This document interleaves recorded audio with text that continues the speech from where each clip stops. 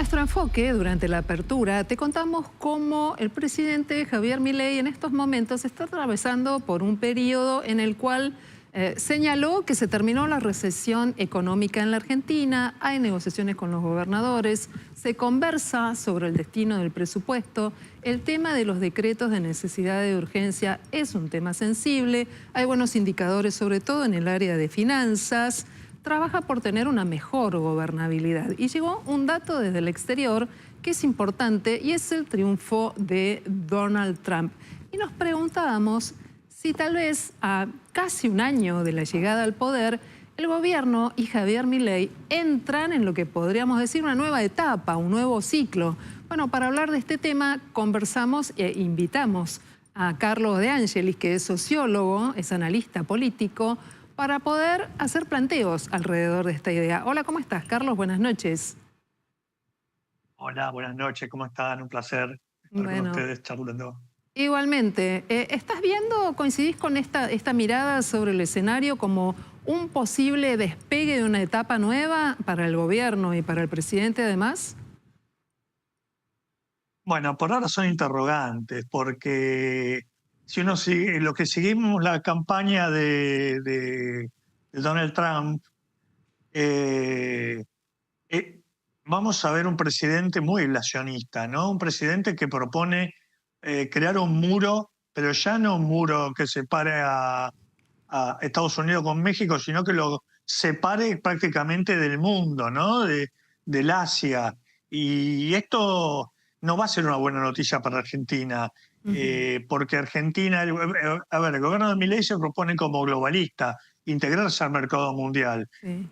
Donald Trump propone exactamente lo contrario. Obviamente que tienen un parecido en las formas expresivas, en algunos conceptos que tiene que ver con la agenda social, podríamos pensar, la cuestión del cambio climático, la agenda del aborto, los derechos civiles, etcétera. Ujú. Pero en términos económicos, un Estados Unidos totalmente blindado, donde dice que van a arancelar todas las importaciones, va a ser un desafío para los propios americanos.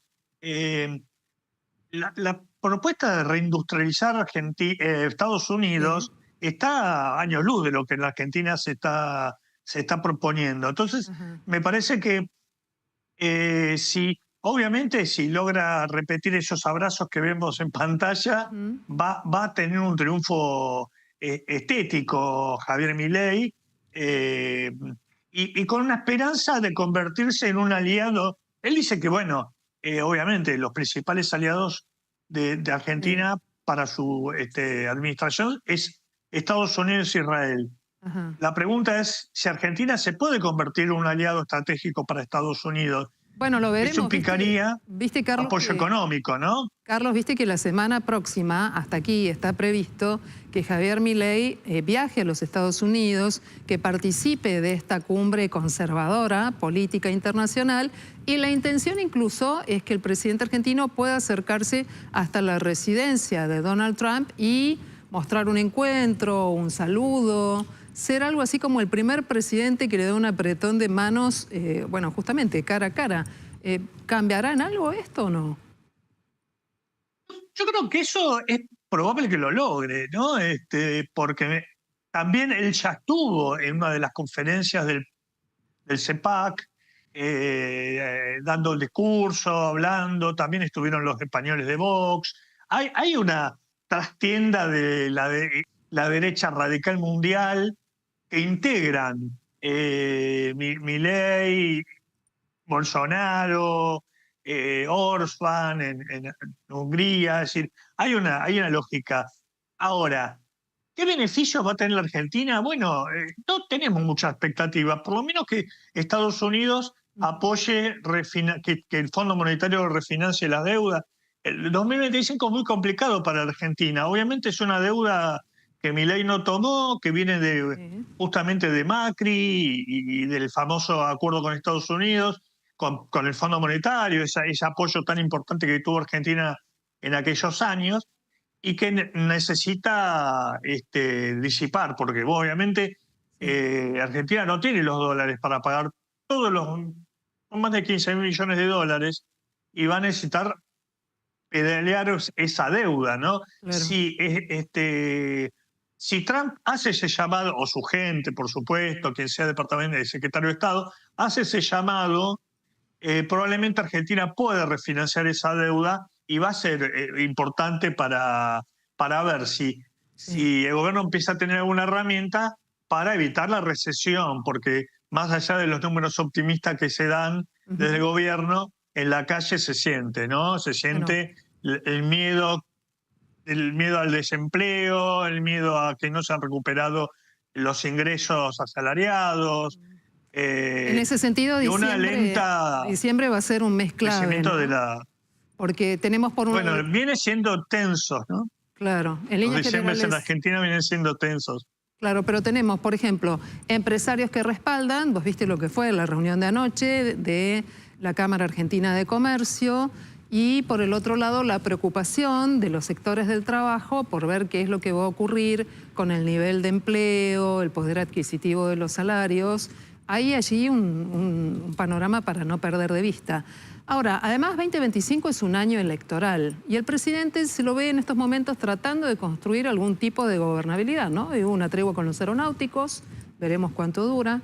Dialoga con los gobernadores radicales, que son amigos, hay pedidos allí, pero viene un escenario incierto en el Congreso. ¿Cómo mirás vos, cómo analizás vos este menú que está allí por delante para el oficialismo? Bueno, el Congreso se ha convertido en un...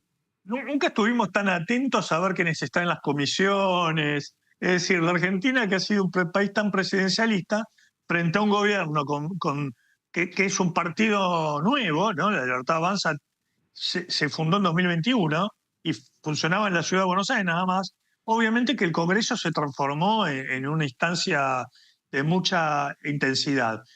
Me parece que la estrategia del gobierno es, por ejemplo, que el presupuesto ni se debata, ¿no? Como para poder extender el presupuesto que se utilizó este año, que es el del año pasado, en realidad el decidido en 2022, y quizás que el Congreso, bueno, sea una caja de queja para la oposición, pero no de decisiones reales. Bueno, en esto también lo que vos comentabas de este proyecto de ley para limitar la capacidad del Ejecutivo para los DNU, fue una ley de 2006, ¿no? Sí. El gobierno de Néstor Kirchner, hay que recordarlo, y que fue resistido permanentemente por la oposición. De hecho, uno de los proyectos que hay dando vueltas es de Patricia Bullrich, que por supuesto era diputada en aquellos días.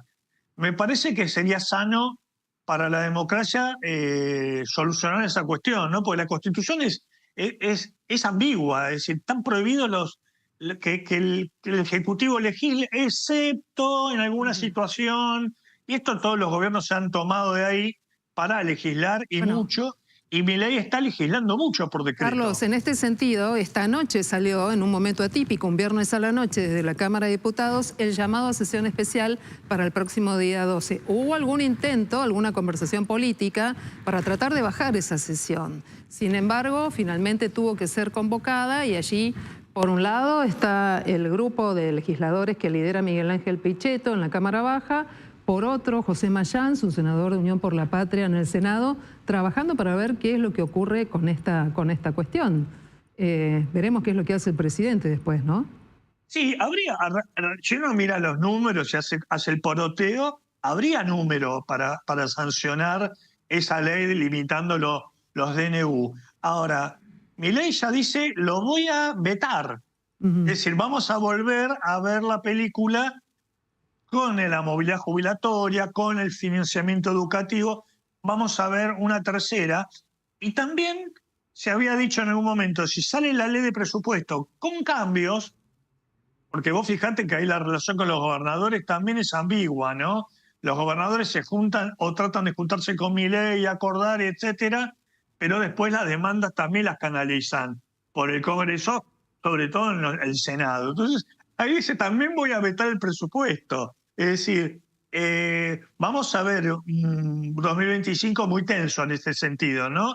Con la oposición o parte de la oposición volviendo a reclamar por los valores de la República, la división de poderes, los derechos civiles, etcétera, y un ejecutivo diciendo, acá gobierno yo. Por eso se prestó mucha atención en Donald Trump, volviendo rápidamente diciendo, van a haber un rato de dictadura, voy a sacar decretos. Él prometió cambiar el FBI, cambiar lo que es las agencias de inteligencia, etcétera. Y vamos a ver cómo le funciona esto a Donald Trump. Porque también, fíjate que también el gobierno de Argentina cambió la CIDE, tuvo una estrategia de cambios en defensa, en inteligencia, en un montón de cosas que quizás son más difíciles de ver para el ciudadano común, que está más preocupado por el día a día, ¿no? Carlos, por los ingresos, por llegar. Te quería preguntar por eso. ¿Qué tal? Buenas noches. El martes se conoce Hola, el dato. ¿cómo estás? Bien, el martes se conoce el dato de inflación de octubre, que según las consultoras del mercado podría estar por debajo del 3%. Por otro lado, estamos viendo un dólar planchado, algo que a la clase media que tal vez está pensando en vacacionar fuera del país le gusta, le conviene. ¿Cómo estás viendo las demandas de la ciudadanía en el plano económico en este contexto? Sí, vos sabés que eso es muy interesante, porque cuando se hizo la última, la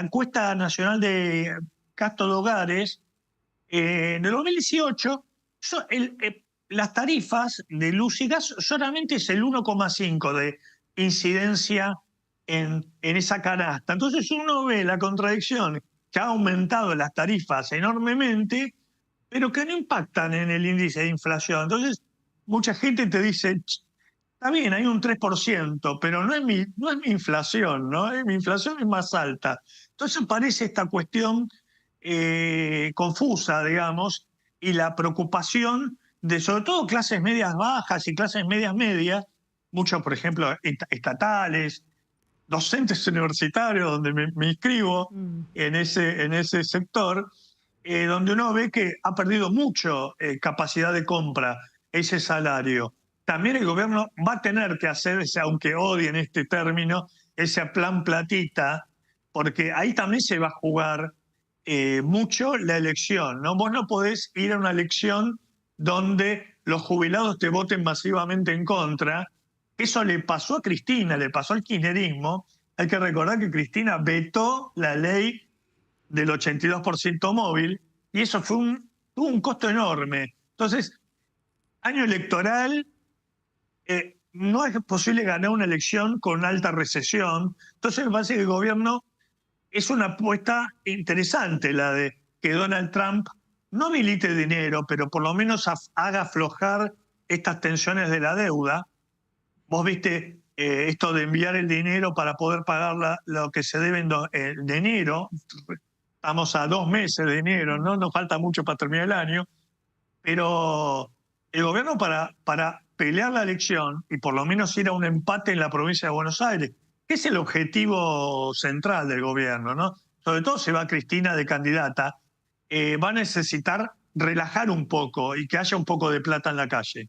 Ahora, es muy interesante todo esto que decís en función de que el presidente Javier Milei venía con una caída durante los últimos 3 o 4 meses en su imagen, en la valoración social.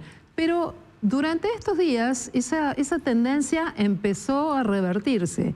¿Qué pasa? ¿Están midiendo mal las encuestas o en realidad hay algo que vuelve a ser algo así como el fenómeno Javier Milei que se vivió durante la campaña presidencial?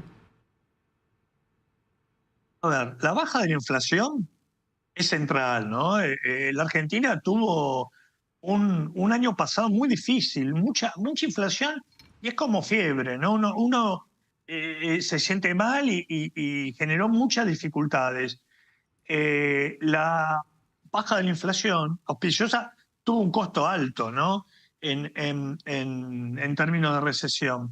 Ahora, cuando el ciudadano mira, y mucha gente que lo votó y empezó a dudar y por eso se vio la baja en la intención, la imagen del gobierno y la gestión, qué hay enfrente, ¿no? La gente dice, bueno, ¿qué hay enfrente? ¿Y qué hay? Bueno, enfrente hay algo que nadie lo puede explicar, que es esta partición del peronismo, esta oposición dividida entre oposición dialoguista, no dialoguista, medianamente dialoguista, algo que nadie puede entenderlo muy bien y que es difícil de explicar. Y bueno, ninguna sociedad salta a un vacío. Dice, bueno, por lo menos renovemos esta apuesta, ¿no? Por lo menos baja la inflación, ¿no? Y eso es un logro, hay que aceptarlo porque realmente es un logro. Muy bien, Carlos, te agradecemos mucho que hayas hablado con nosotros esta noche para tener una mirada mucho más profunda de los temas que son importantes para todos nosotros y que nos hacen preguntar si va a haber o no una suerte de nueva etapa a partir del 10 de diciembre. Es Carlos De Angelis, es analista, es sociólogo y estuvo junto a nosotros aquí en Noticias a las 20:30. Hasta la próxima.